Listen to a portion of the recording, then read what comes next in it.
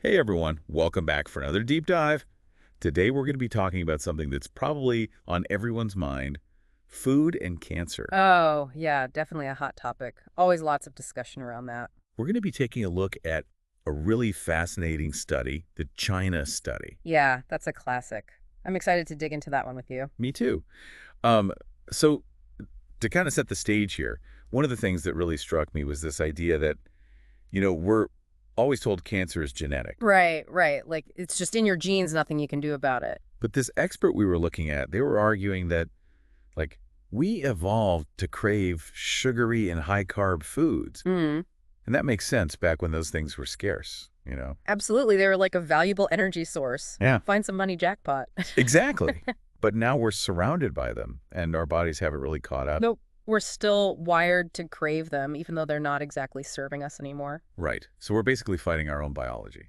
Yeah, in a way, yeah. And the China study goes even further and suggests that what we eat can actually have a bigger impact on our cancer risk than our genes. Yeah, that's one of the big takeaways from that research. It kind of flips the script on how we think about cancer. Okay, so before we go any further, can you give us a little rundown on the China study? Just like how big was this thing? Oh, it was massive. I mean, we're talking 65 counties in China, thousands of participants, hundreds of variables. Wow. So they were really trying to get a comprehensive look at diet and Was health. Absolutely. It was like this huge puzzle they were trying to piece together, looking for connections between what people ate and how it affected their health. That's incredible. So what were some of the big discoveries they made? Well, one of the most significant findings was the link between diets high in animal protein and chronic diseases, including cancer. Okay, hold on. So you're saying that protein, the thing we're always told is so essential, could actually be contributing to cancer. That's what the research suggests, yeah. And it's definitely a challenge to what a lot of people believe about nutrition. No kidding. Yeah. But doesn't the China study also say that genetics only account for like 2-3% of our total cancer risk?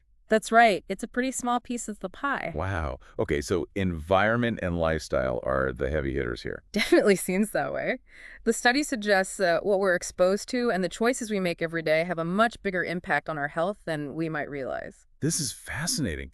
Okay, but if protein is a potential problem here, does that mean all protein is bad? Hmm. We need protein to function right. Of course we do. Protein is essential for building and repairing tissues, making enzymes and hormones, all sorts of crucial functions. But this is where the idea of protein quality gets interesting. Okay, so break that down for me. What do you mean by protein quality? Well, we're often taught that animal protein is the gold standard because it contains all the essential amino acids. Right, those building blocks our bodies can't make on their own. Exactly. But the China study argues that this emphasis on animal protein quality has actually led us down the wrong path. So it's not as simple as just getting enough protein. It's about the type E of protein we're consuming. That's a big part of it, yeah.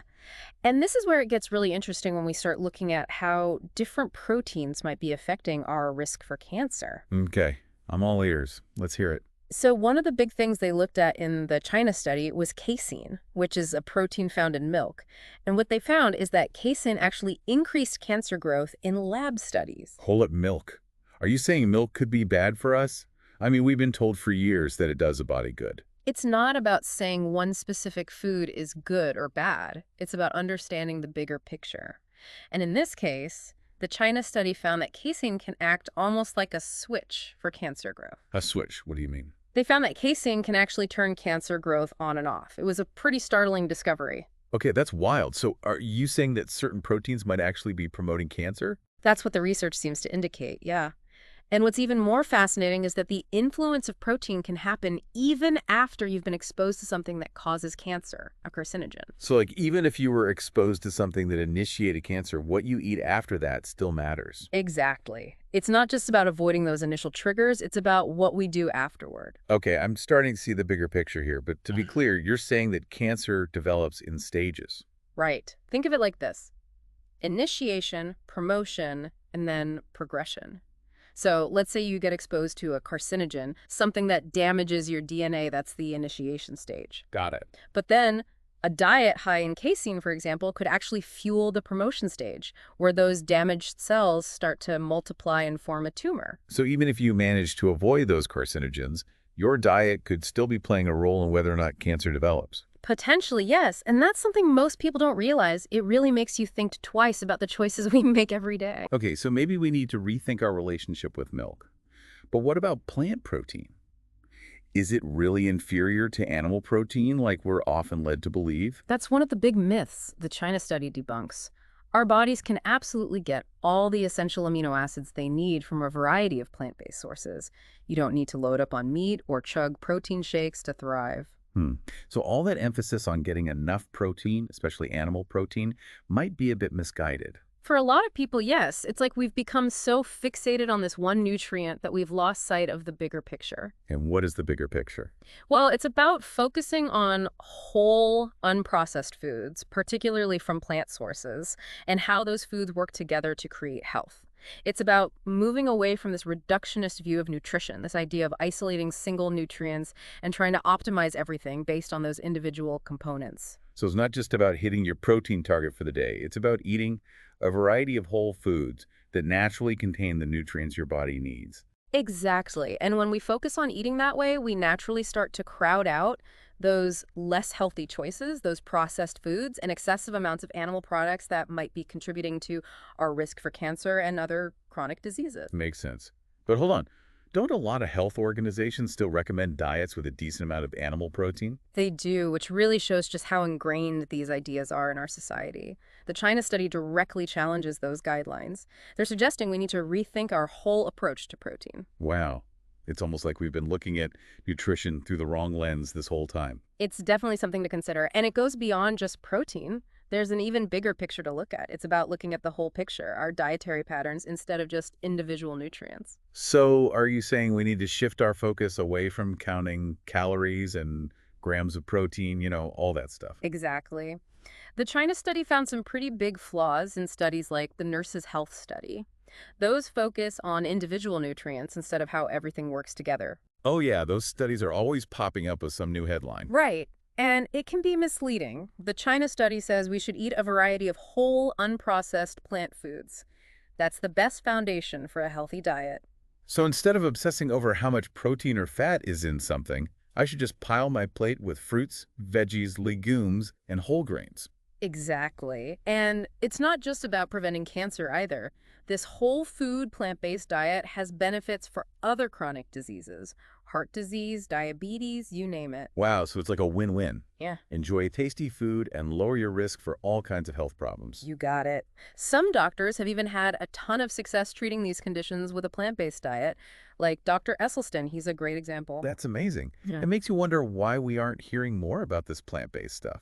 If it's so great, why are we still so focused on animal products? Well, it's a bit of a touchy subject. We have to think about the food industry, especially the meat and dairy industries. They have a lot at stake here. You're saying they're influencing how we think about food, trying to make us believe we need meat and dairy. Well, there's evidence that points in that direction. We've got plenty of examples of industry-funded research that's designed to make a profit, not necessarily reveal the truth. It's kind of like that whole CLA and milk thing, right? Wasn't that supposed to be the next big cancer fighter? Exactly. A classic example of how research can get twisted to push a certain agenda. It highlights how important it is to think critically about where our information comes from, especially when it comes to our health. Yeah, and don't even get me started on those lycopene supplements. Like, tomatoes are great, but Oh, tell me about it. The miracle nutrient lycopene. Another case of isolating a single nutrient and marketing it as a cure-all, when really the benefits come from the whole tomato. it's like trying to build a house with only one type of brick. Not going to happen. Perfect analogy, and it really emphasizes this crucial point. We need to shift our thinking. We've got to move away from this reductionist view of nutrition and embrace the power of whole foods. It's about seeing the symphony, not just the individual notes. So ditch the protein shakes and just eat real food. Exactly. It's not about labels like vegan or following strict rules. It's about making informed decisions and putting plants at the center of your plate. More veggies, less junk. That doesn't sound so bad. Right. And it can be so delicious and satisfying. The key is to be open-minded and have fun experimenting in the kitchen. Okay, so for someone listening who's thinking, this all sounds great, but where do I even begin? What's the main takeaway? Be critical and question everything. Don't just accept what you hear, especially from sources tied to the food industry. Remember, they're in the business of selling products, not necessarily promoting optimal health. Do your own research, right? Exactly. And you might be surprised to find that the solution is simpler than you think. Embrace those whole foods plant-based meals. It's not about being perfect, it's about taking small steps toward a healthier you. That's great advice. But we're talking about changing our whole way of eating here. For someone feeling overwhelmed, what would you say? I get it. It can feel like a big change. Food is such a big part of our lives. But it doesn't have to be this huge overnight thing. You don't have to turn your whole kitchen upside down. So more like baby steps, instead of going cold turkey on everything. Exactly. Small changes can make a big difference. Start by adding an extra serving of veggies to your plate or swapping out your usual snack for some fruit and nuts. Yeah, little things like that can really add up over time, and it gives you a chance to try new things without feeling overwhelmed. Right. And remember, it's a journey, not a race. Mhm. Be patient with yourself, and celebrate those small wins. It's all about progress, not perfection. And speaking of progress, I have a final thought-provoking question for you. Ooh, I love a good brain teaser. Lay it on me. Okay, so we've been talking about all these insights from the China study, but what if, hypothetically, that study never happened? Like, what if we didn't have this research to guide us? Do you think we could still arrive at the same conclusions about plant-based diets just by looking at, I don't know, nature, like how our bodies are designed and how humans ate throughout history? That's such a fascinating question. It really makes you think, doesn't it? I mean, the truth is often right there in front of us. We just have to know where to look. We don't always need a fancy study to tell us what's right. So you're saying we can learn a lot from nature, like it's our own personal deep dive. Exactly. Think about it. The anatomy is our digestive system. It's way more similar to herbivores than carnivores. Our teeth, our intestines, even the acids in our stomachs, they're all geared towards processing plants. So our bodies are really built for a plant-based diet. It's like we've been ignoring our own internal instruction manual this whole time. Kind of, yeah. And if you look back at human evolution, we ate mostly plants for the majority of our existence. Meat was a rare treat, not an everyday thing. So maybe loading up on animal products is kind of going against our natural design. It's definitely a possibility worth considering, and it makes you wonder about the long-term consequences of those dietary shifts. And maybe the China study is just shedding some light on those consequences. It definitely adds to the conversation. It gives us some hard data to back up what nature's been telling us all along. It's fascinating how it all connects, isn't it? It really is, and I encourage anyone listening to ponder this question, to really dig deep and see where it leads them. So even with all the advances in science, we shouldn't forget to listen to our bodies and to nature. Absolutely. The truth is often within us. We just have to pay attention. Love that. Well, as we wrap up this deep dive, I hope you leave with an open mind and a willingness to question everything. You have the power to take control of your health. Couldn't agree more. Don't be afraid to challenge those conventional ideas and explore new ways of eating that make you feel amazing. And remember, it's not about being perfect. It's about progress. One delicious meal at a time. Beautifully said. I love that.